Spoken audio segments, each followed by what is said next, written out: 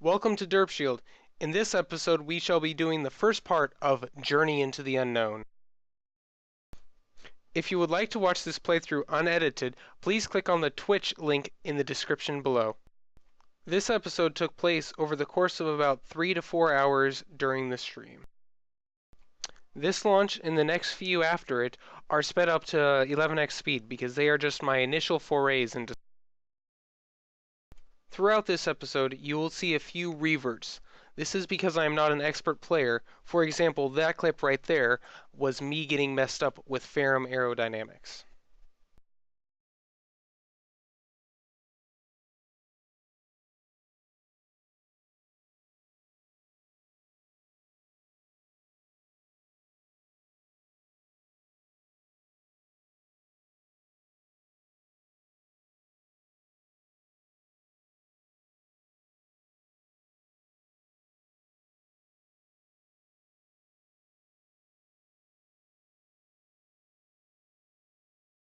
With the science gained from that initial launch, I unlocked a few more parts to play with.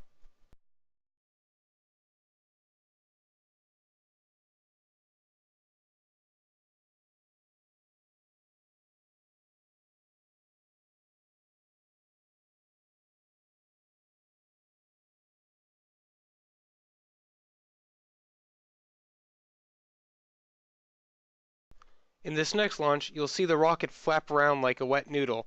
This is not optimal for a spacecraft. After the solid boosters have been explosively decoupled, the wobble begins to disappear until it is non-existent.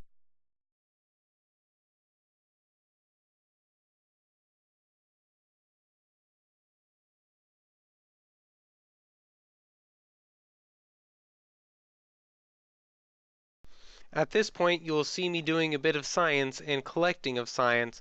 This is a rather unfortunate side effect of being able to collect the data and move it into your capsule.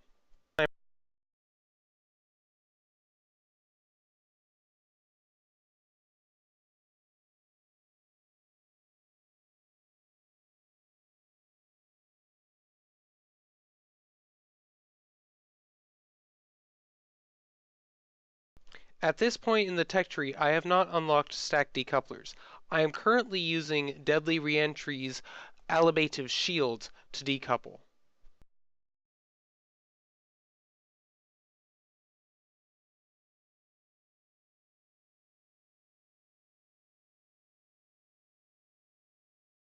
Even with the unfortunate landing on the side of that hill, I still gained enough science from this mission to unlock the next science-y bit.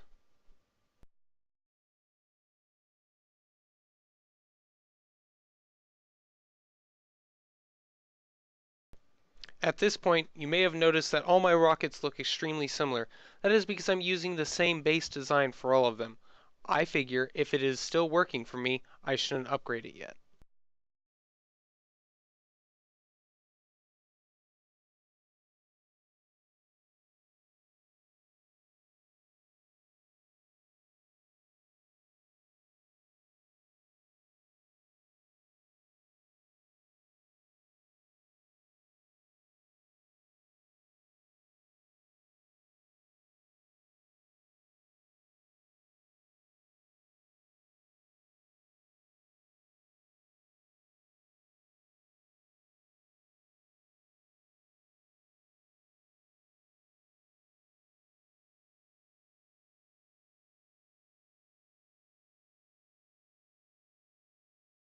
In this mission, I had extra fuel after obtaining orbit.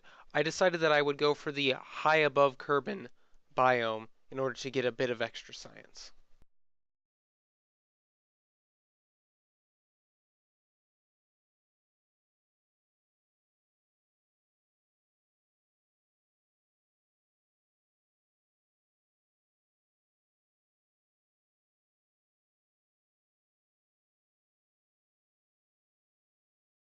At 11x speed, it's a little hard to see, but I'm collecting all the data from the goo canisters and the Science Bay Juniors and putting them all into a capsule.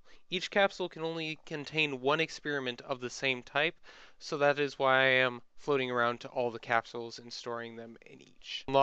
This was mainly a preventative measure in case a goo canister or a lab module got destroyed during reentry or landing.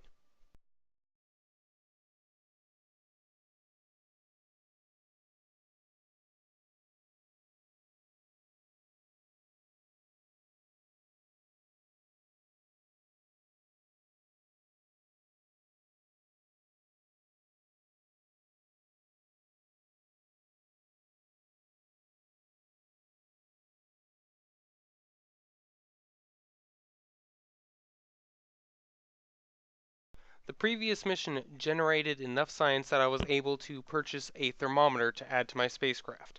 At this point, I'm almost ready to go to the Mun. I probably could have already, but I just wanted to make sure I had enough sciencey bits to make it worth my time.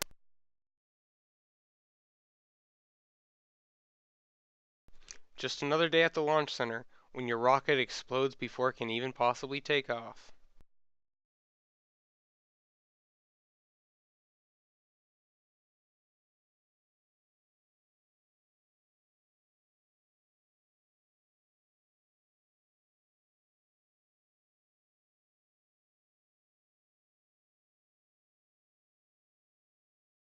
With this quick suborbital hop, I'm able to max out the science that I can gain from Kerbin's atmosphere in the space above Kerbin with the current science parts that I have.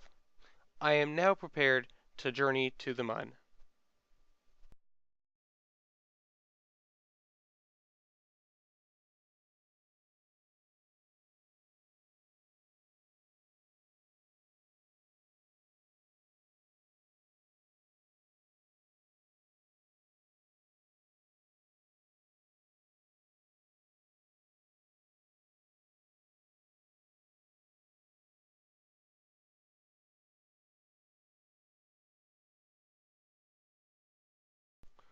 Upon recovering my craft and gaining all the science that I possibly can, I go to the tech tree to max out what I believe I will need in order to make a successful jaunt to the Mun.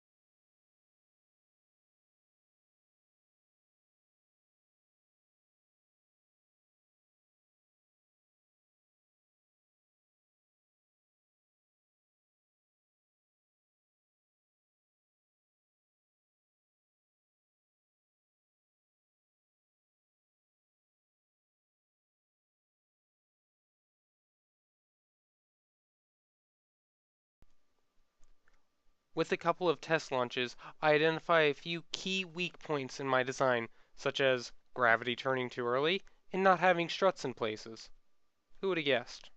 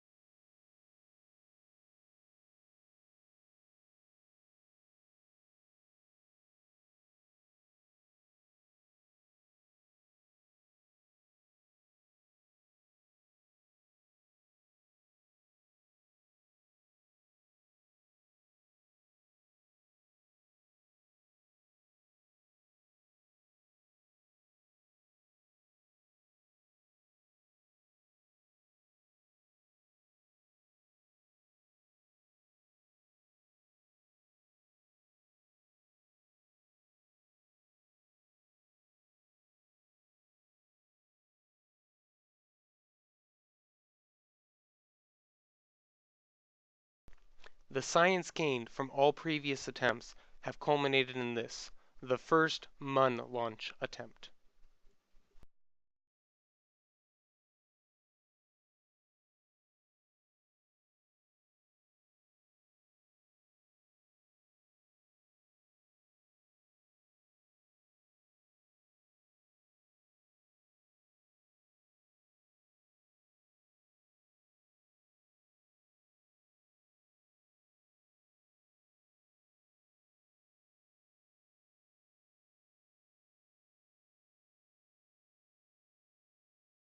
With the solid booster stage about to expire, we notice that a problem has arisen. We are leaning towards the retrograde vector.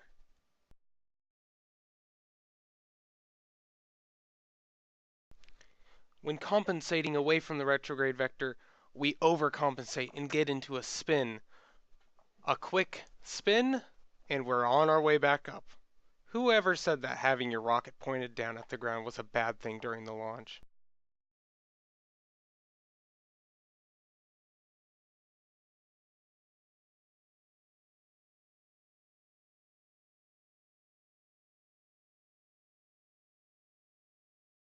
With the exciting part of the ascent completed, I switched to 4 times speed because this is just gaining orbit and then a quick Mun encounter.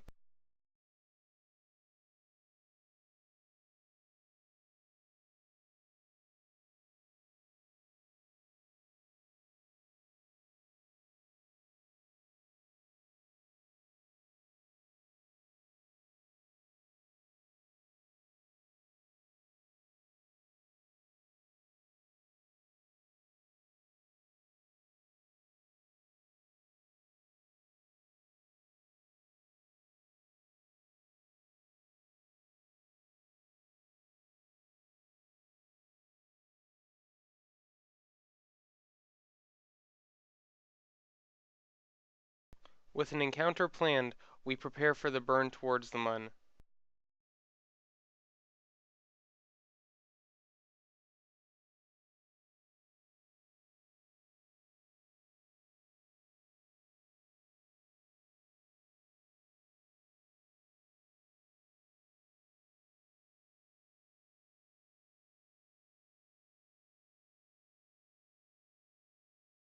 This is just my feeble attempt at gaining a low periaps.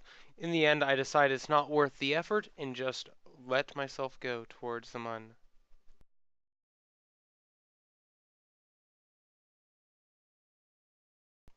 Once I enter the Mun's sphere of influence, I do all the science I can without using all of my science bays up. A quick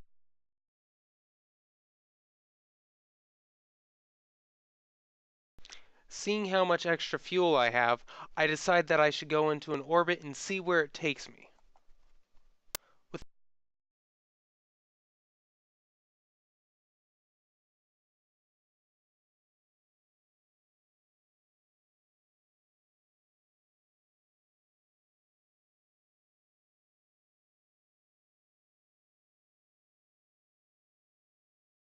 With plenty of fuel in a stable orbit, I decide, why not attempt a landing on the Mun? Who cares that I didn't plan for it?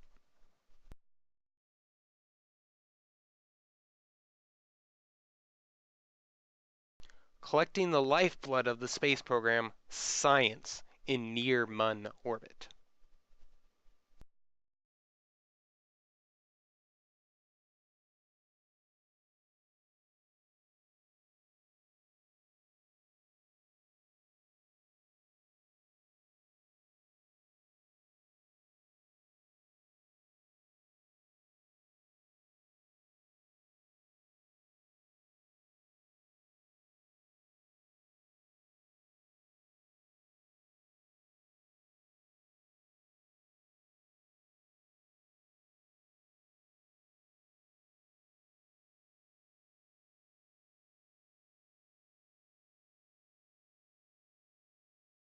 Shedding the outer column of fuel tanks, I reveal, hey, I do have landing legs!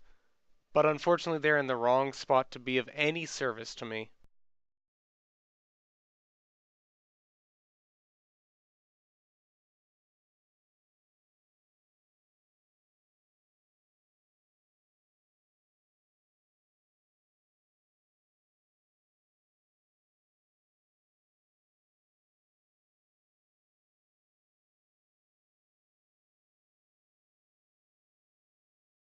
Getting close to the ground, I realize, hey, I have this extra engine and fuel tank. I'll use this as a crumple zone. What could go wrong?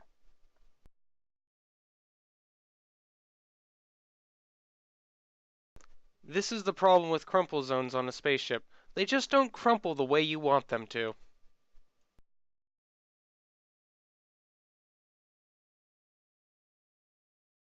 Happy that my ship didn't just destroy itself on impact with the Mun, I decide, hey, let's do some science as long as we're here.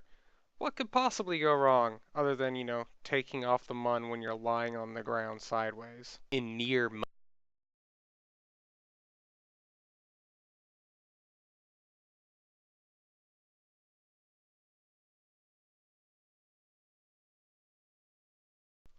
To commemorate this landing, I decided to put a flag down. First Mun landing! We had an extra stage, so we used it as a crumple zone.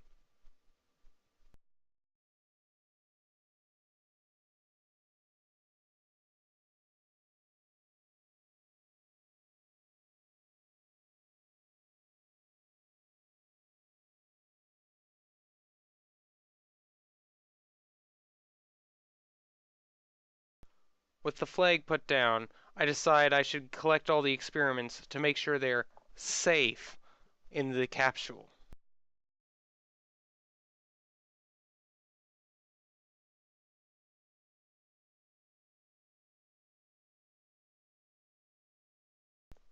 After a few unsuccessful attempts to wobble myself onto my tail, it's time to ski across the surface of the Mun.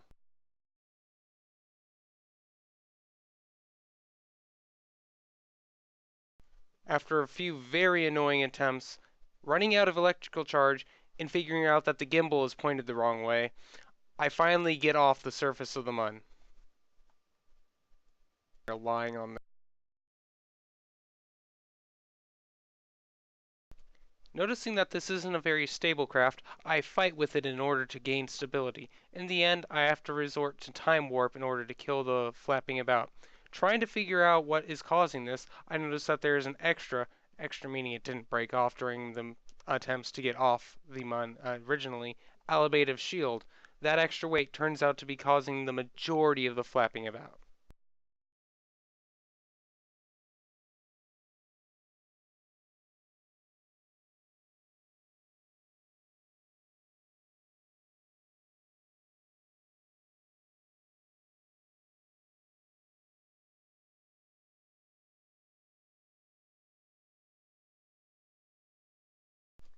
Because of the asymmetry that has happened due to me crashing onto the Mun, this craft is still unstable, although far more stable than it was when it had that extra alibative shield. Collecting the last little bits of science that I can, I shove them all into the capsule and prepare to head back to Kerbin.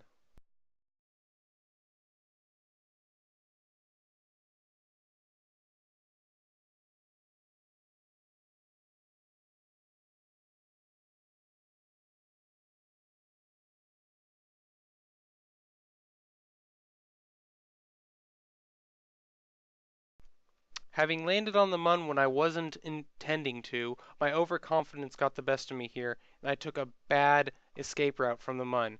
This turns out to be disaster for Jebediah Kerman. With not enough fuel to gain atmospheric reentry, Jebediah Kerman gets stuck in a high Kerbin orbit. But that will have to wait until next time. Thank you for watching the first part of Journey into the Unknown. If you like this video, please like and subscribe to my channel. I look forward to putting out more videos shortly.